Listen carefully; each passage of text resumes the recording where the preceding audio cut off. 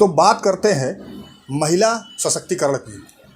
कि हमारे देश में जेंडर इक्वलिटी कितनी है और इसको किस तरह से हम लोग देखते हैं कि हमारे देश में कई स्लोगन्स आजकल चल रहे हैं, चलते थे कि बेटी बचाओ, बेटी पढ़ाओ और लड़की हूँ लड़ सकती हूँ, और इस तरह से महिलाओं को समानता देने के लिए कई प्रोग्राम भी हमारे देश में किए जाते रहे हैं। लेकिन यूनाइटेड नेशंस की ताज़ा रिपोर्ट के हिसाब से जो हमारा देश है भारत, महिला सशक्तिकरण में पिछड़े देशों की सूची में है अभी भी। और भारत के साथ साथ हमारे जो पड़ोसी हैं श्रीलंका, पाकिस्तान, ये भी भारत के साथ साथ लगे हुए हैं महिला सशक्तिकरण के मामले में। यूएन की एक रिपोर्ट आई जिसमें यूनाइटेड नेशंस ने करीब 114 देशों में सर्वे किया, जहाँ पे महिला सशक्तिकरण के बारे में ये प्रोग्राम था। यूएन वीमेन की एक संस्था है यूनाइटेड नेशन की, जिसने ये पूरा सर्वे कराया।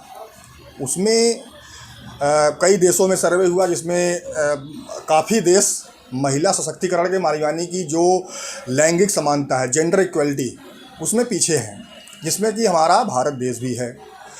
अब इतना सब कुछ होने के बाद भी अगर जो हमारे देश में लैंगिक समानता है, यानी कि लड़के और लड़कियों के बीच में जो समानता नहीं है, अभी भी लोग लड़कों को प्रेफरेंस ज़्यादा देते हैं, लड़कियों को कम देते हैं, तो ये कहीं ना कहीं जेंडर इक्वलिटी अभी भी हमारे देश में पूरी तरीके से नहीं है।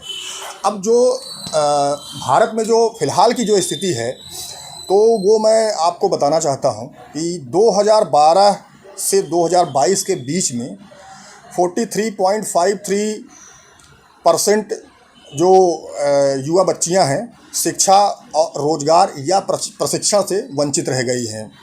वहीं 2012 से 2022 तक 15.9% महिलाएं जो उच्च पदों पर पहुंच पाई हैं, वो 15.9% ही है पूरे, मतलब 140 करोड़ की आबादी के देश में अब आप 15.9% महिलाएं ही जो है ऊंचे पदों पर पहुंच पाई हैं। तो आप समझ लीजिए कि हमारे देश में महिला सशक्तिकरण कितना है।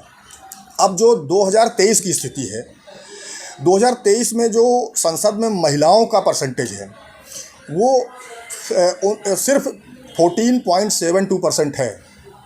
अब आप यहाँ भी देख लीजिए कि मतलब कि जितने भी हमारे संसदीय क्षेत्र है उसमें मात्र 14.72% महिलाएं ही संसद तक पहुँच पाई हैं। अब सरकार में जो हिस्सेदारी है वो, यानी कि जो महिलाएं जीत के आई हैं उनकी सरकार में कितनी हिस्सेदारी है, तो वो है 44.4% हमारे देश की ये स्थिति है।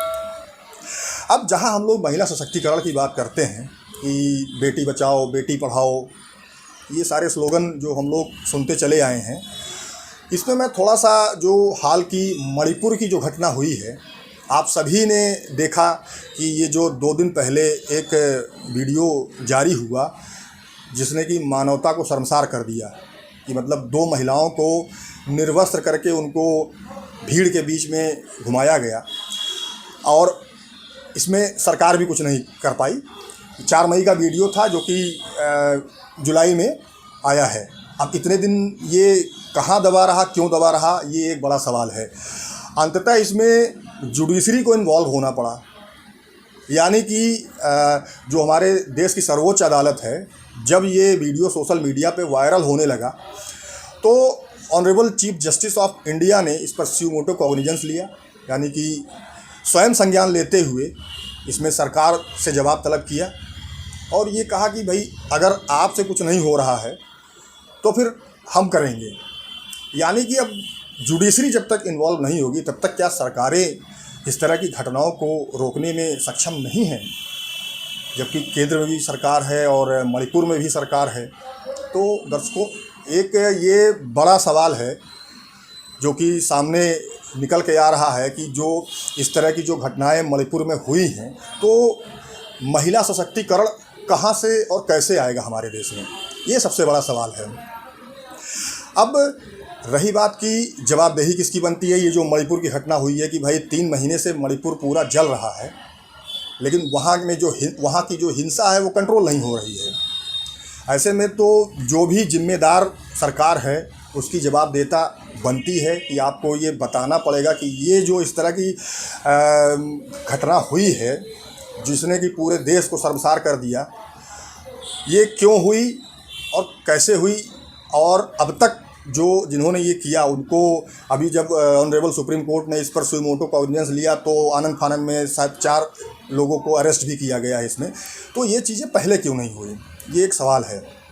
अब थोड़ा सा विपक्ष पे भी आते हैं। हमारे देश का जो विपक्ष है वो बात करने के बजाय हंगामा शुरू कर देते, जैसा कि संसद का जो अभी मानसून सत्र शुरू हुआ, पहले ही दिन हंगामे की भेंट चढ़ गया और पूरे दिन संसद की कार्रवाई ठप हो गई। तो संसद में हंगामा करने के बजाय अगर इस पर चर्चा की जाए तो कहीं ज़्यादा बेहतर है। कुल मिलाकर फ़िलहाल जो महिला सशक्तिकरण पर यूनाइटेड नेशंस की रिपोर्ट आई है वो हमारे देश के लिए बहुत अच्छी नहीं है, और आगे आने वाली जो भी सरकारें हैं वो इस पर और बेहतर करें ताकि हमारी जो माताएं बहनें हैं वो और आगे बढ़ सके समाज में, चाहे वो शिक्षा हो, चाहे वो रोज़गार हो, जो भी क्षेत्र है वो उसमें आगे बढ़ सके। यही हमारे देश के लिए अच्छा है।